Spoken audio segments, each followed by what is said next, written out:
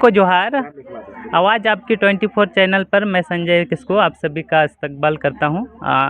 आज हम लोग रंगामटिया आए हैं और रंगामटिया में जैसल पीएस के बैनर तले गांव में ट्रेनिंग चल रहा है और हम लोग बहुत सारा दीदी लोग को देखे और दीदी लोग को देखे तो आए यहाँ बैठे और पूछे कि क्या हो रहा है, ज़रा हम लोग जान ले। तो ये दीदी लोग नहीं है, ये एक महिला किसान है जो कि JSLPS के थ्रू ये लोग को प्रशिक्षण दिया जा रहा है खेती बाड़ी का। आप सभी जानते हैं कि अभी झारखंड में मानसून का दस्तक दे चुकी है, हर जगह भारी बारिश हो रही है और ये सीज़न खेती का है और वो खेती को देखते हुए गांव में हर जगह, गांव के हर पगडंडियों में किसान लोग खेती के लिए तैयारी कर रहे हैं। और आइए यहाँ पर JSLPS से BPM साहब हैं, हम लोग पूछेंगे कि आप लोग किस चीज़ का ट्रेनिंग कर रहे हैं। सबसे पहले जोहार सर। जोहार। आज यहाँ रंगामटिया गांव में JSLPS के तत्वाधान में और हमारे 2 ट्रेनर हैं, हमारे JSLPS से जो फील्ड थीमेटिक कोऑर्डिनेटर हैं श्री राम शंकर भगत और प्रधान से चयन जी हैं, जो हमारे महिला किसानों को खरीफ फसलों के बारे में जो शुरुआती स्टेज होता है, प्रथम स्टेज बीज उपचार का, उसका ट्रेनिंग दे रहे हैं। क्योंकि सर्वप्रथम जो हम लोग देखते हैं कि सबसे ज़्यादा गांव में जो दिक्कत होता है कि लोग बीज तो खेत में डालते हैं लेकिन उसका जर्मिनेशन नहीं हो पाता है। तो इसका जानकारी के अभाव होने के कारण JSLPS ने यह ट्रेनिंग का आयोजन किया कि बीज उपचार करके अगर वो दीदी लोग जो हमारे महिला किसान हैं वो अगर खेत में अपना बीज को डालेंगे तो 90 से 95% तक उनका जर्मिनेशन अच्छे से होगा और जो हमारा पौधा जो तैयार होगा जर्मिनेशन में वो स्वस्थ होगा और अच्छा होगा, जिससे हमारे किसान की आय में 10% से 20% तक मुनाफा ज़्यादा होगा उनको। सबसे पहले तो सर आपको ये ट्रेनिंग कराने के लिए हमारे चैनल की ओर से आपको बधाई देंगे, क्योंकि गांव में बहुत सारा ऐसे किसान हैं जो कि पारंपरिक विधि से खेती कर रहे हैं। अभी समय बदल रही है और समय का ये मांग है कि कुछ चीज़ों में किसान नए तकनीक को अपनाएं और उसमें उसका मुनाफा को लेकर के थोड़ा सा दिक्कत रहती है किसान को, और जो कि पूर्ण रूप से जितना वो लोग मेहनत करते हैं किसी में वो लोग समय देते हैं, उस हिसाब से उन लोगों को उसका जो मुनाफा या उसका उपज किसान लोगों को नहीं मिल पाती है। तो उसको कैसे और आगे माने प्रशिक्षण दिया जाए कि इसका आप लोग JSLPS का क्या पहल है, इसके बारे में थोड़ा सा बता दें। अभी हम लोगों के द्वारा जैसे गांव में जाते हैं तो प्रयास करते हैं कि किसान को अपने खेत की तैयारी करने में या फिर बीज चुनने में उनको लागत कम हो, क्योंकि अक्सर देखा गया है कि खेती में उपज आने के बाद किसान की लागत जो है वो ज़्यादा हो जाती है और उपज कम होती है, जिसके कारण से उनको अक्सर लॉस होता है। तो सर्वप्रथम किसान को हम लोग यही बताते हैं कि बीज जो चयन करें वो अच्छा क्वालिटी का हो और जिससे उपज बढ़े। अगर आप घर का बीज चयन करते हैं तो उसको ट्रीटमेंट करके ही आप अपने खेत में डालें, जिससे आपका उपज बढ़े। दूसरा बात कि आप जैसे मिट्टी का उपचार, हम लोग क्या करते हैं कि सॉइल का ट्रीटमेंट जो विभाग करता है, सॉइल की जांच किसान लोग नहीं कराते हैं, तो हम लोग बताते हैं किसानों को कि आप सॉइल का भी जांच कराइए ताकि उसका मृदा में जो भी आपका पोषक तत्व है वो पता चल जाए पहले तो, कि क्या चीज़ की कमी है, क्या चीज़ की बढ़त है, उस हिसाब से आप खाद का प्रयोग करें उसमें। अगर ऑर्गेनिक में जाते हैं तो आपको खर्चा बहुत ही कम आता है और केमिकल में अगर आप जाते हैं तो आपको पता होना चाहिए कि आपके ज़मीन में किस चीज़ की पोषक तत्वों की मात्रा कमी है, वही चीज़ आप ज़मीन में अगर डालें तो आपको फ़ायदा ज़्यादा होगा, आपका उत्पादन ज़्यादा होगा। तो अगर आप मानक के अनुसार खेती करिएगा, किसान से हमारा सभी दीदियों के, किसान दीदी जो भी उनका आग्रह है हम लोगों का कि अपना मिट्टी का उपचार ज़रूर कराएं आप लोग, और लगभग हर सीज़न में कराएं। एक जैसे खरीफ, रबी और आपका गर्मा सीजन होता है तो साल में एक बार तो कम से कम आप मिट्टी की जांच अवश्य ही करा लें, ताकि आपको मिट्टी में जो भी चीज़ की कमी है उसका पता चल सके और उसके अनुसार आप मृदा को संरक्षित और सुरक्षित। यहाँ पर प्रशिक्षण दिए, ये किस चीज़ के बारे में आप था? जी, आज का जो सबसे पहले तो सभी को नमस्कार, जोहार। आज को जो हम लोग का यहाँ पे प्रशिक्षण था वो था कि जैसे बीज उपचार कैसे करते हैं, बीज छटाई कैसे करते हैं। एक अगर खेती हम शुरू कर रहे हैं, कोई भी फसल को लेकर अगर हम खेती शुरू कर रहे हैं तो उस जगह पे हम लोग को क्या क्या चीज़ का जो है सावधानी बरतनी चाहिए, है ना। क्योंकि क्या होता है कि गांव में जो हम लोग जहाँ पे अभी हैं, काठीकुंड ब्लॉक में, गोपीकांदर ब्लॉक में, इस जगह पे गांव में जो भी है वो बहुत ही छोटे किसान है ना, मतलब छोटे हैं उसमें से। तो उनको उस चीज़ का जानकारी पूरी ना होने के कारण से क्या होता है कि उनको लागत बहुत ज़्यादा चला जाता है, उनको रिटर्न नहीं आ पाता उस तरह से। तो उस जगह पे उनको पूरी जानकारी हो कि किस तरीके से हम लोग एक तरह से खेती करें कि हम लोग का जो मुनाफा है वो हम लोग ज़्यादा कर पाएँ। जैसे मान के चलिए पहले से ही मकई करते आ रहे हैं, लेकिन उस चीज़ में लगातार मकई ही रोपाई होता है और कुछ नहीं होता है। तो उस जगह पे हम लोग क्या है कि क्रॉप रोटेशन कर सके, कि अगर हम लोग मकई इस बार लगाए हैं तो दूसरा बार सब्जी लगाएं, तो उससे क्या होता है कि ज़मीन को भी उस तरह का जो भी उसका क्या बोलते हैं कि आपूर्ति जो होता है उनका, वो उसको पूरा हो सके उस चीज़ में। तो उस चीज़ को लेके ही आज को था कि हम लोग बीज उपचार कैसे करें, पहले तो बीज छटाई कैसे करें। जैसे धान का भी हम लोग का यहाँ पे है, रोहनी घुस चुका है, लेकिन अभी बारिश जैसे हो रहा था तो धान भी नहीं सींच पाए थे लोग। तो उस जगह पे आज का ट्रेनिंग यही था कि बीज छटाई करके उसका हम लोग अच्छे से बीज उपचार करके किस तरीके से धान का खेत में हम लोग बीज का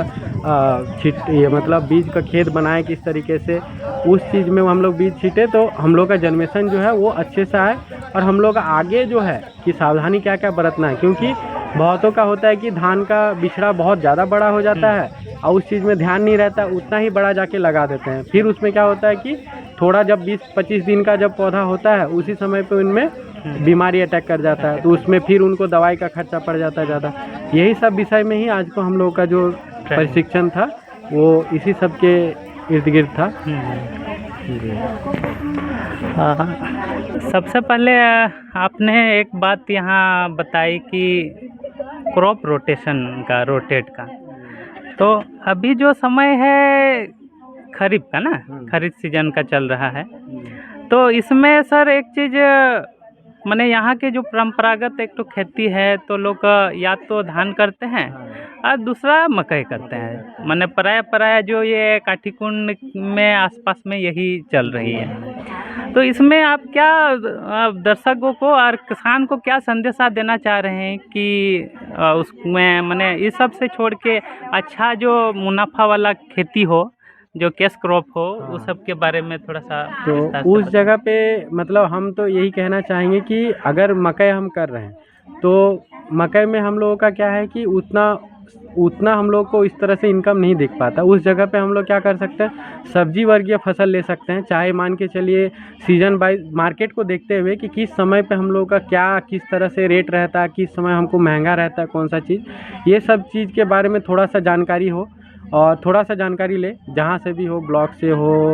कहीं से भी। उसके बाद उसमें क्या है कि उनको पता चले कि जैसे सब्जी में अगर हम करेंगे, बैगन मान के चलिए अभी करते हैं, या करेला करते हैं, या भिंडी करते हैं, बरबटी करते हैं, इस तरीके का जो फसल है उसको अगर हम करते हैं तो अभी 2-3 साल के अंतर्गत में हम लोग देखते हैं कि बाज़ार भाव उनका अच्छा है। जैसे अगर बैगन ही अभी लगाता है तो अगर जून का लास्ट में लगाता है तो आपको सितंबर महीना में पहला सप्ताह में वो निकल जाएगा मंडी के लिए। उस समय पे इनको मंडी भाव 20 रुपया 30 रुपया मिल जाएगा, तो कुंटल का आपको 2-3 हज़ार मिल जाता है। तो उसमें उनको मकई से ज़्यादा उसका इनकम होगा। अगर मकई भी लगा रहा है तो मिश्रित खेती करे, जैसे मान के चलिए मकई भी लगाता है तो उसमें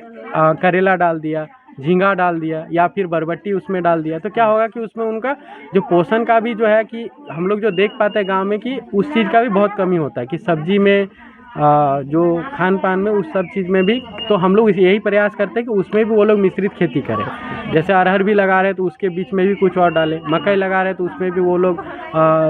चाहे वो लतर वर्गीय फसल हो या फिर दलहनी फसल हो, उसके साथ मिश्रित में लगाएं। तो उसमें उनको क्या होगा कि जो भी घर में भी जो उनका ज़रूरत है उनको भी उसका पूरा हो जाएगा उस चीज़ में, और उससे 2 पैसा उनका इनकम भी हो जाएगा, रोजगार भी हो जाएगा। और उसमें वो जो भी महिला किसान हो या जो भी किसान है वो अपने मतलब इसमें वो खड़ा हो पाएंगे अपने इसके लिए।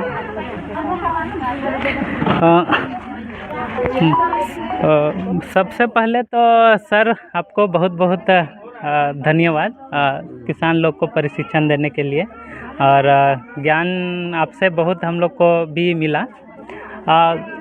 सबसे पहले बीपीएम सर ये बताइए, जो यहाँ रंगामटिया में आप लोग प्रशिक्षण दे रहे हैं, तो सिर्फ क्या ये समूह की दीदी लोग को कि नहीं, JSLPS एक क्या है कि एक जो भी संगठन है हमारा, हम लोग गांव में समूह बनाए हुए हैं, समूह के ऊपर ग्राम संगठन बनाए हुए हैं, और उसमें हमारे साथ जो भी है कि महिला किसान कार्यरत हैं। तो महिला किसान क्या है कि घर में महिला लोग ही खेती में देखते हैं कि ज़्यादातर हिस्सेदारी महिला लोगों का ही होता है। पुरुष लोग या तो बाहर कमाते हैं या खेती के टाइम पे अगर आते भी हैं तो उनका खेती में इन्वॉल्वमेंट कम होता है। आप देखते होंगे कि खेत बीज का रोपाई से लेकर के धान की कटाई तक, झड़ाई तक महिलाओं का सबसे ज़्यादा योगदान होता है। 70-80% महिलाओं का ही खेती में योगदान होता है। तो अगर महिला अच्छे से प्रशिक्षण लेगी तो ज़रूर ही अच्छे से खेती करेगी। इसलिए हम महिला समूह को टारगेट करते हैं, और ऐसा नहीं है कि अगर इसमें पुरुष भी अगर शामिल हों तो हम लोग उसको अवॉइड करेंगे। हम लोग उनको भी प्रशिक्षण देने का काम करेंगे। दूसरी और एक ठो सवाल है सर, जो महिला दीदी लोग समूह से नहीं जुड़ी है, वो कैसे JSLPS से जुड़ सकते हैं और कैसे उससे फ़ायदा ले सकते हैं, उसके बारे में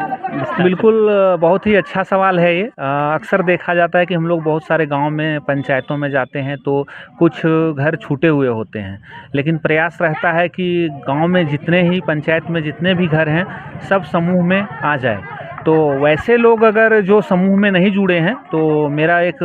उनको संदेश है कि गांव में हमारे एक्टिव वुमेन जो सक्रिय महिला दीदी काम करती है, उनके माध्यम से हम लोग समूह में उनको जोड़ते हैं। तो सक्रिय महिला दीदी के पास आजकल तो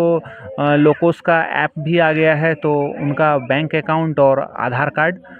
ले करके उनको सीधे किसी ग्रुप से जोड़ा जा सकता है। अगर उस तरह से टारगेट ग्रुप में अगर 10 से 12 महिलाएं अगर हमको मिल जाती है किसी गांव में, तो हम लोग एक नया समूह सीधे बना देते हैं, और अगर कहीं 1-2 अगर मिलती है तो उनको पुराने समूह में जोड़कर उनको समूह के फोल्ड में लिया जाता है। बहुत बहुत धन्यवाद सर, और आप सभी को, तमाम दर्शकगण को मेरे ओर से भी बहुत बहुत धन्यवाद। हम लोग अभी जोहार किसान कार्यक्रम चलाए हुए हैं हमारे चैनल के ओर से, और हमारा ये प्रयास है कि अभी जो खरीफ का समय है, खेती का समय है, इसमें किसान लोगों को की जो आय है, उनकी इनकम है, कैसे बढ़ाया जाए, उसके बारे में हम लोग तमाम संगठन से, चाहे सरकारी संगठन हो चाहे गैर सरकारी संगठन है, उनसे जो कृषि एक्सपर्ट है उनसे बात करके हम लोग एक ठो कार्यक्रम चला रहे हैं जो कि जोहार किसान कार्यक्रम है। और आप लोग हमारे चैनल से जुड़िए और हमारे वीडियो को देखते रहिए। बहुत बहुत धन्यवाद।